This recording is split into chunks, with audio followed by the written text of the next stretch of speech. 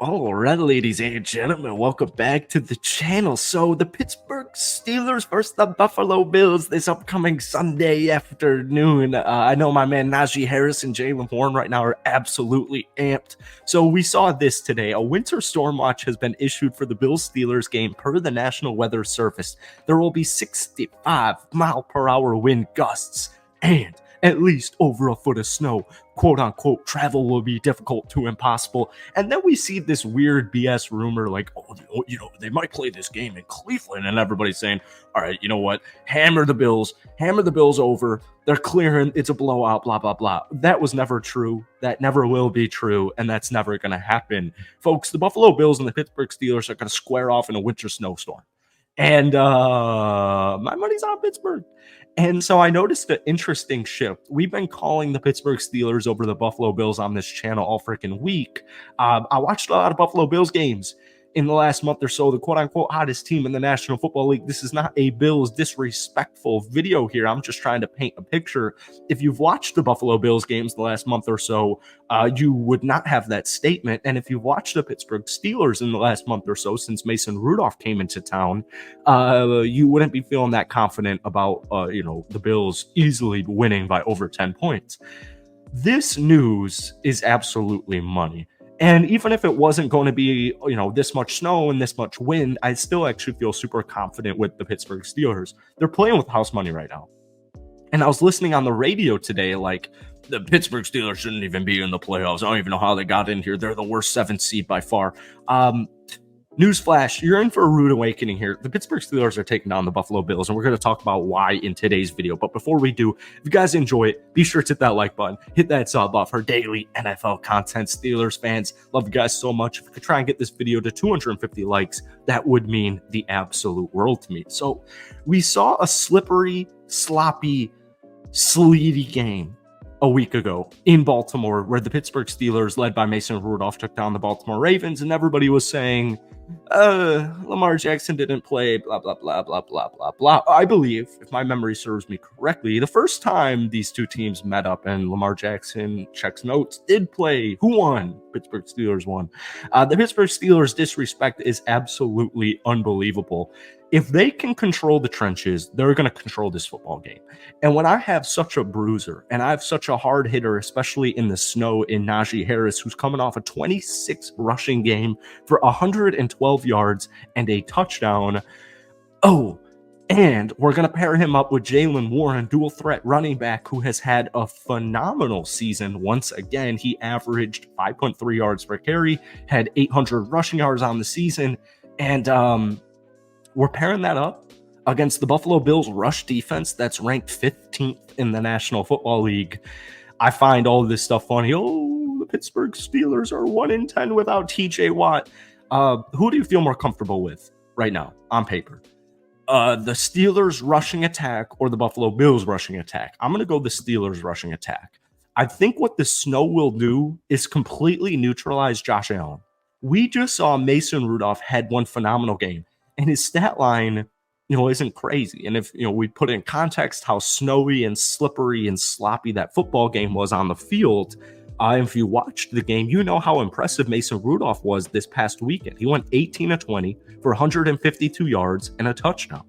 And what I'm thinking to myself is Josh Allen, who led the NFL in interceptions with 18, who loves to play hero ball in the slippery, sloppy snow conditions that are poised here.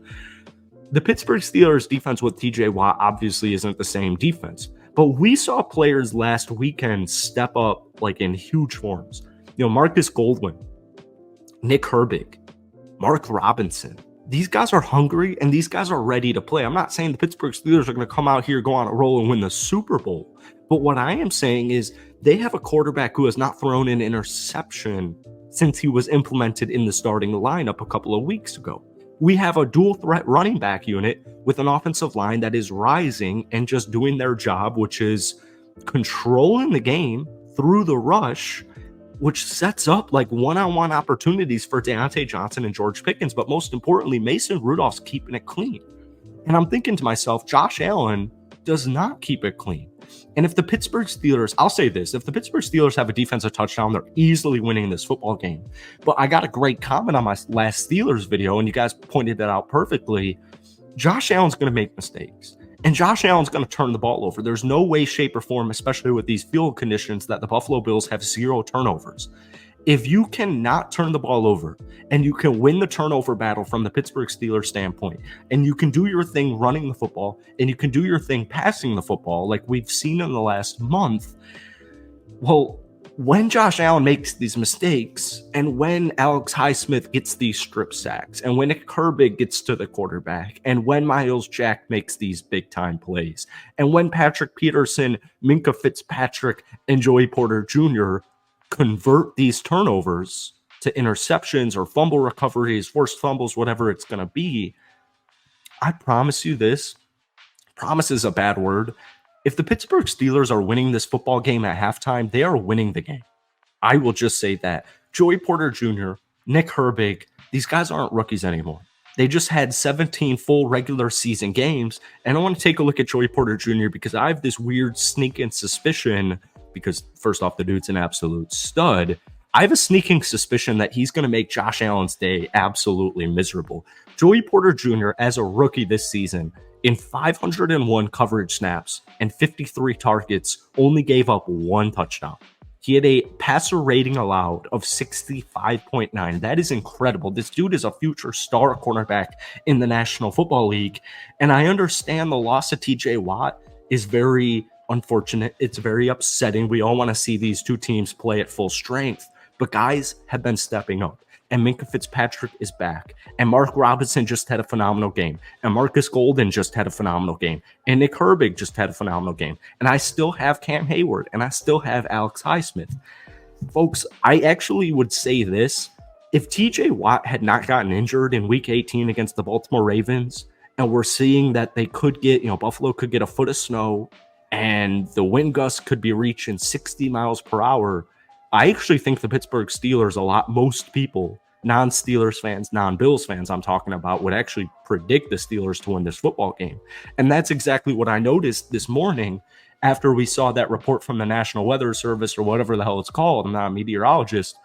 I saw Skip Bayless predict the Steelers. People are starting to come around to the fact of, hold on, the Pittsburgh Steelers have nothing to lose and everything to gain. And the Buffalo Bills have everything to lose. If the Buffalo Bills lose this football game, Sean McDermott's gone. They're going to need to make big-time changes. And like I said, if you've watched the Buffalo Bills in the last month or so, and you've watched the Pittsburgh Steelers in the last month or so, you can come to the coherent conclusion that this is going to be a much closer game with or without TJ Watt, with or without snow. And it's funny, you won the argument here because I'm seeing all these people, all these naysayers saying, when they, in comparison to all this snow, it's like, this is why every team should be domed. This is why all teams need to have a dome, build the dome.